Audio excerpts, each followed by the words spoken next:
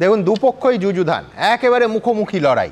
পত্রযুদ্ধ দিয়ে শুরু, তারপর বিবৃতি যুদ্ধ, তারপরে এসআইআর ঘিরে তাণ্ডবের পরিস্থিতি রাজ্যের বিভিন্ন কোণায়। তারই মধ্যে আজ স্পষ্ট দিক নির্দেশ দিল সুপ্রিম কোর্ট।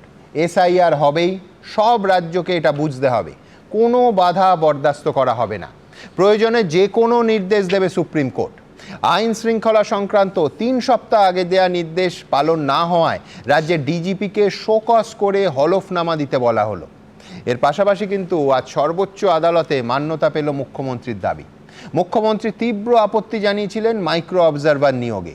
আজ সুপ্রিম কোর্ট বলল, মাইক্রো অবজারভাররা কোনো সিদ্ধান্ত নিতে পারবেন না, নাম বাদ দেয়া সহ সমস্ত ক্ষেত্রে চূড়ান্ত সিদ্ধান্ত নেবেন ইআরওরা। এছাড়াও রাজ্যসহ একাধিক পক্ষ সময় বাড়াতে বলেছিল। সুপ্রিম কোর্টের স্পষ্ট নির্দেশ আর স্কুটিনির সময়সীমা বাড়ল, অর্থাৎ চূড়ান্ত তালিকা প্রকাশ পিছিয়ে যেতে চলেছে। আমার ব্যক্তিগত ধারণা, এ রাজ্যে এসআইআরের চূড়ান্ত তালিকা প্রকাশিত হতে চলেছে 28শে ফেব্রুয়ারি নাগাদ। আজ আমার প্রথম বক্তা আইনজীবী জয়ন্ত নারায়ণ চট্টোপাধ্যায়।